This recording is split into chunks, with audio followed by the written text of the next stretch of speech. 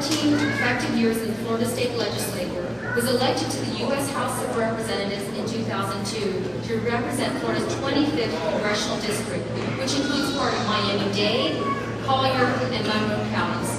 He is now serving his third term. Congressman Balart is a member of the Budget Committee, the Transportation and Infrastructure Committee, the Service and Technology Committee, and is Assistant Whip and Vice Chair of the Congressional Hispanic Conference. He is also the founder and co-chairman of the Everglades Caucus. Ladies and gentlemen, I wanted to talk to you a little bit about that because we were having a conversation before we walked into the room. As we know, we're very blessed in Florida with the Everglades, but the Everglades determines our water quantity and quality. And once he arrived in Washington, he immediately formed the caucus. And he's worked with other members to make sure that our quality of life continues to be good. And that the companies that we need to attract to make sure our economy continues to be strong. And this is one of his initiatives that we can thank him for taking a leadership role in providing for all of us. Always thinking first about the people. And secondly, as we pay those gas prices at the pump, and they're bad, aren't they? They're tough, aren't they? They really are, and we know that it's a struggle. He has been a real advocate for looking for alternative sources of fuel in our country so we're no longer dependent. I think he deserves a round of applause.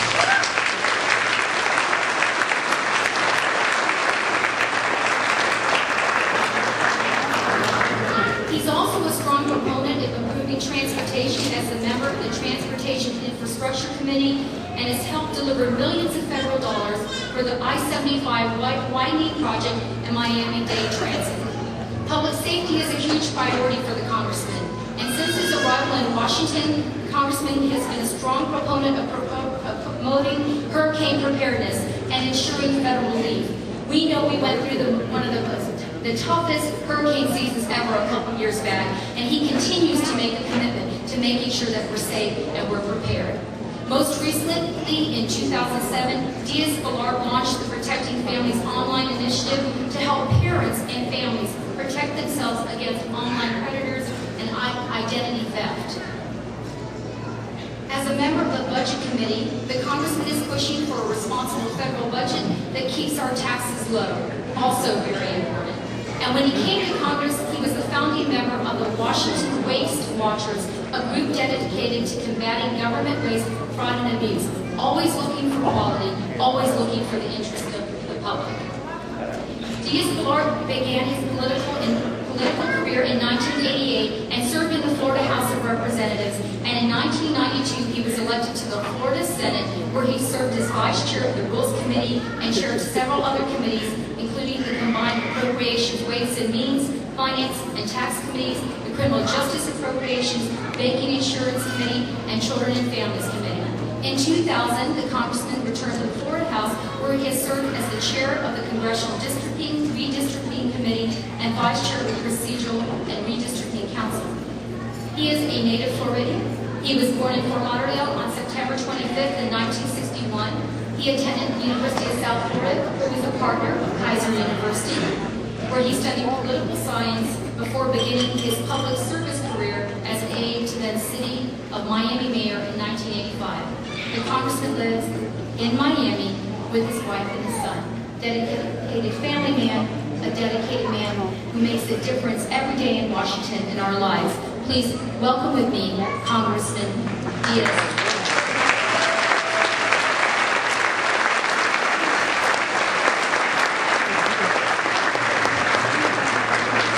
Good morning. Buenos días. ¿Cómo están ustedes? Let me first thank the Vice Chancellor of Community Relations and the Student Advancement, Mrs. Belinda Keiser. When I heard that she was the one who was going to introduce me, I frankly was in awe. Because she is a person who has done, her family and her have done so much for so many in this community. And to be introduced by you is a huge privilege. Thank you for those kind words.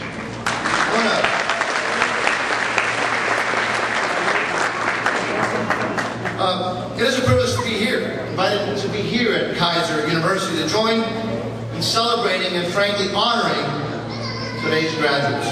As students, Your success at this fine university has clearly laid the groundwork for countless and limitless achievements and accomplishments, no matter what you decide to do with your lives in the future. I applaud each and every one of you, even those of you that didn't think you were going to be here today. Each and every one of you deserve our applause, our praise. But I think it's also fitting to thank those who have, and you know what I'm talking about, who have had to put up with you, who have always stood behind you, who have pushed you sometimes, and that's your family. A la familia, gracias por estar aquí, gracias por apoyar a estos grandes estudiantes. Thank you to all.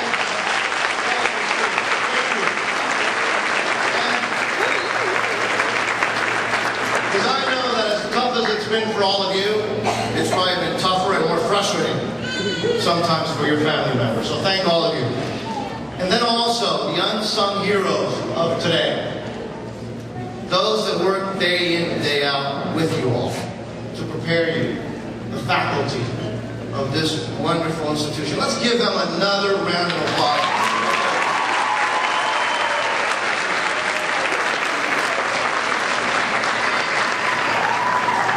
And again, I already mentioned her, but I want to mention her once again. Ms. Belinda Keiser. It is such a privilege to be here with you. It is such a privilege to be here with you in this wonderful day of celebration and achievement. Thank you for just being here today with me, and being in your presence is always something that just fills me with joy, because I know that I'm in front of and next to a true, real, honorable public servant who has dedicated her life to all of you and to our community. And you know, leadership means a lot. And leadership works or doesn't work. Bad leadership can be really bad. And good leadership shows good results. You want to know an example of good leadership? President Gary Markowitz. That's good leadership. Thank you, sir, for being here. Thank you.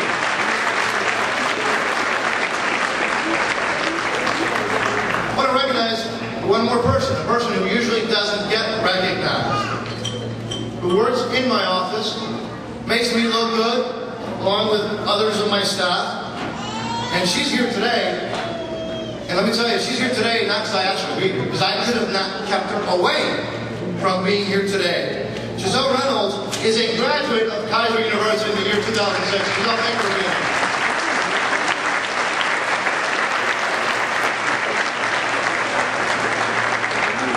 And while I'm thanking people, there's a group of people that are not here today that we have to thank today and each day of our lives. Because they're the ones that allow us to live in freedom. They're the ones that allow us to argue and disagree. They're the ones that allow us to share our family and our friends, to have the possibility of prosperity. And those are the men and women of the United States Armed Forces. Let's give them a big